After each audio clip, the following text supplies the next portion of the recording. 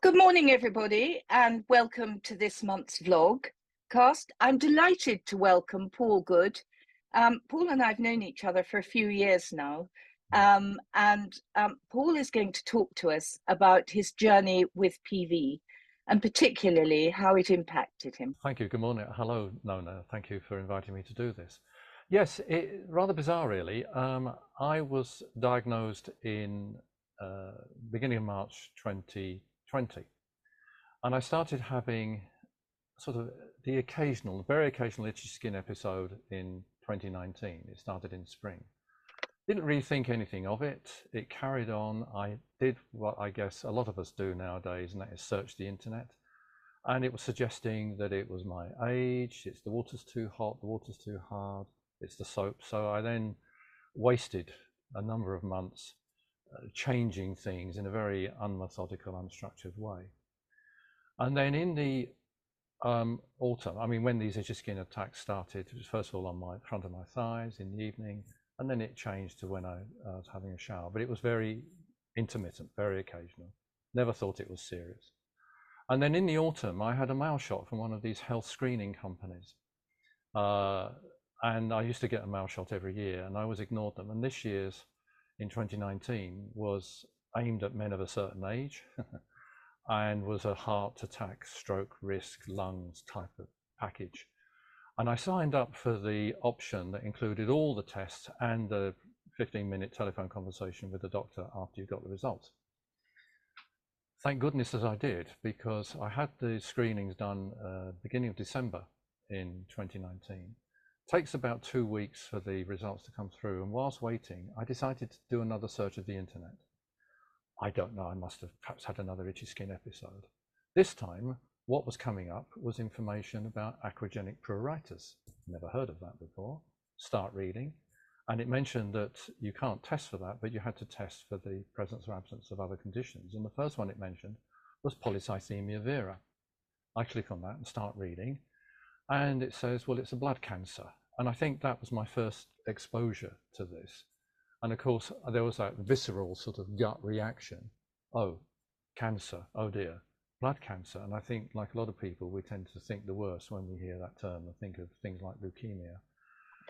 And anyway, I sort of read through this, but luckily, I think this particular website I was reading, I forget completely what it was, played it down and effectively said, don't panic, because if it's managed and controlled, you should be able to expect a normal lifespan. But it used more words to say that. So I did nothing more, and I sort of calmed down, I suppose. And then I got the results from the screening, and initially everything was great, green flags here, there, and everywhere, and it said that my metabolic age was 52 when I was 67, so I thought, oh, that's good. And luckily, this screening included a haematology profile. Thank goodness that it did. And I get to that page, red flags and amber flags. I had red flags on red blood cell count and hematocrit. Never heard of a hematocrit before. My score was 0.586. And my platelets were up, my white blood cells were up, and a few other things were up. So I thought, oh. So I promptly arranged for the conversation with the doctor, which happened the next day. And she phoned, and luckily she'd got the results and went straight to the hematology profile and kept saying, I need to see a hematologist. She wouldn't speculate on what was causing this, understandably. And I remember, and it makes me chuckle now, I said to her, well, is it urgent? And her answer was, well, it's not drop everything and get yourself to A&E urgent, but you will promise, won't you, that as soon as we finish this call, you'll phone your GP practice and see if they've got any cancellation appointments. And I remember thinking, well, that sounds pretty urgent. So which I duly did and arranged to see my GP the following afternoon. And I need to point out that that was Friday, the 19th of December. So we're running into Christmas. Now, as an aside, I've got into the habit of when I go to see a medical person for the first time about something, not that I see them that often, I type up a sheet with all the necessary information and I structure it. So it's got problem at the top, then symptoms, and then additional background useful information. And I do that because it means you bypass that pressure to try and get across in a very limited amount of time what you want to say, and then run the risk of halfway home from having seen the doctor, remembering the important thing that you really wished you'd mentioned. So you have time to prepare that. And also it means that you don't have that pressure when you're seeing the doctor to blurt out the words in a garbled fashion. And of course, you're not reliant upon somebody's interpretation of what they think they thought they heard you say. And when I did this the first time with my GP, he said, I wish everybody did this. It makes my life a lot easier because they keep the information and scan it in. So I've always got into the habit of doing that. And I did that for this doctor. And I would thoroughly recommend anybody does that if they have the facilities to do it, because it just seems to make it so much easier. And you can say a lot more in the piece of paper than you can when you're speaking. And so I present my doctor on that Friday afternoon with this information, and I'd added a paragraph at the bottom about coming across this thing called polycythemia vera and wondered whether there was a connection. And he starts reading down the information, and he got a copy of the haematology results. He says, I think you might have something called polycythemia vera. Oh, was my reaction. So there was the second time it was mentioned. And I've subsequently realized and learned, of course, that to come across a GP who's even heard of it, let alone can understand some of the symptoms and make a connection, is most unusual. So he arranges for more blood tests, which happened the following day on a Saturday. I didn't think such things happened. And then I got phoned up by the practice on the Monday to say, yes, there's a problem. We're doing an urgent referral to haematology. I saw haematology at hospital in February. They talked about it, did more tests, and then I had an appointment at the beginning of March where I got the official diagnosis.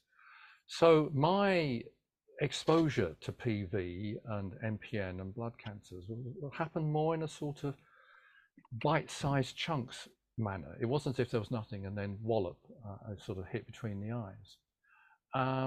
It was sort of done in dribs and drabs. And so emotionally, it wasn't particularly a big deal. My husband maintains that I play this down, but to be honest, most of the time it's sort of not there.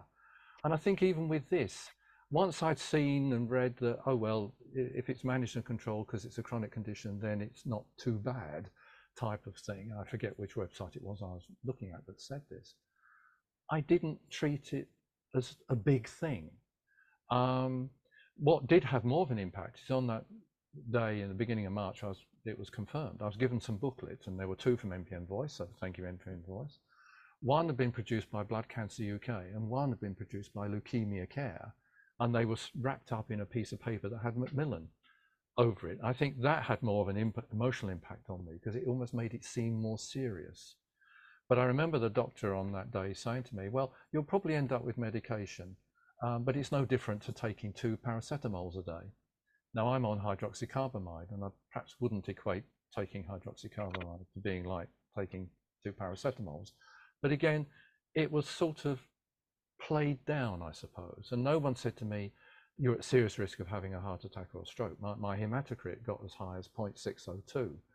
And I didn't appreciate just how serious it was. And looking back on it now, I realized that it was serious.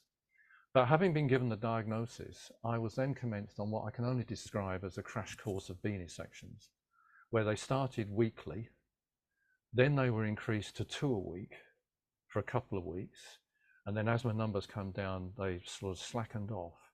But then, and I was having regular conversations with one of the specialists on a regular basis to review the results.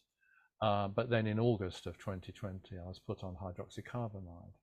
And initially it was just, I think, 1 capsule every other day, 500 milligrams. And over the subsequent 2 years, it's been tweaked and adjusted. So they're trying to get the balance right between the dosage of hydroxy and the frequency of venesections. Now I'm on 1 gram of hydroxycarbamide a day, and I perhaps have 1, 2 venesections a year, depending on what the numbers do. But again, I've realized since all of this that my experience with venesections is sort of a non-event. I know from what I've heard and read, some people have terrible trouble. They're wiped out by it. It takes ages to do it. I'm told I have good veins, so a quick flick of the eye of the elbow to get the vein to stand up, stick the needle in. Within 5 minutes, 10 minutes, absolute maximum, the bag is full. And that's it. They give me a drink and some biscuits. I wait half an hour, home I go, nothing. I'm fine. No tiredness, I just carry on. Even when I was having 2 a week. it was the same reaction. And with the hydroxycarbamide, when I first started, I had a slight nausea sensation about an hour after taking the capsule. That continued for about, and then it would go. And that perhaps went on for about a week, 2 weeks whilst I was taking it, and then nothing. And even when the dosage was increased or doubled on a particular day, no reaction at all. So for whatever reason, I'm one of those very fortunate people where these things don't seem to have much of an impact. So psychologically, it's I almost feel sort of apologetic in saying this, that it's been a bit of a non-event. I watch the webinars and conferences and listen to the specialists and things like that. I think sometimes that can be a bit scary when they show graphs that talk about things like life expectancy, and you think, oh, right, is there a problem here? But I guess they have to do things like that. But most of the time, I'm okay with it. It's in the background. I just get on with life. I'm very fortunate. I don't appear to suffer with fatigue. I think I might have had 2 episodes and nothing serious when it's happened. I try to do exercise, try to eat healthily. I've been doing yoga since about 2007, 2008. And whether things like that have helped with my reactions to this, I really don't know. It'd be fascinating to try and get a better handle on that. You know, why are some of us affected quite badly by these things, and some of us, perhaps like me, don't really seem to be affected that much at all. But that's been my route. So rather sort of good fortune and coincidence. And boy, am I glad that I signed up for that screening in the autumn of 2019, and it included a haematology profile, because I wasn't treating it as serious. You know, it was just an occasional itchy skin reaction. How long I might have gone on with that before getting round to seeing a GP about it? Or would I have had a stroke or a TIA or a heart attack in the meantime? I don't know. But I'm so glad that I did that screening, and it included a haematology profile, you know. Oh. That's an amazing story. Thank you, Paul. You're very welcome. I agree with you that you know, it would be really interesting to know why some people are more symptomatic than others. And I agree with you. I've had a relatively easy journey since I was diagnosed, and I'm always grateful for that. But I never underestimate how it can knock some people completely for 6. Yes. And it is an interesting question, and maybe one day there will be some sort of research done on how the actual illness impacts people and gives them side effects. And this is something I've learned in this time, is that we all seem to present with different symptoms in the early stages. We all seem to react differently to the various treatments. There's no sort of one size fits all. It must be a nightmare for the doctors trying to get a handle on this. So yeah, it's a weird set of conditions, illnesses. But again, the more information we have about this, perhaps the better we are to, you know, deal with it. I don't know. Yeah, well, the other thing that's happened, I think, is that science has come on leaps and bounds, particularly in the last 10 years, actually. Yes. And there's much more communication via the internet between doctors and webinars like ours. And well, I know in one of the first webinars I watched, which was one of the American ones, one of the doctors said, the next 5 years are going to be very exciting because there's so many things under development and coming along. You know, a lot is going to change. And that is good because it offers hope. And that's what we all want, hope and a peaceful, happy life. Yes. Thank you, Paul. And just a word to everybody, actually.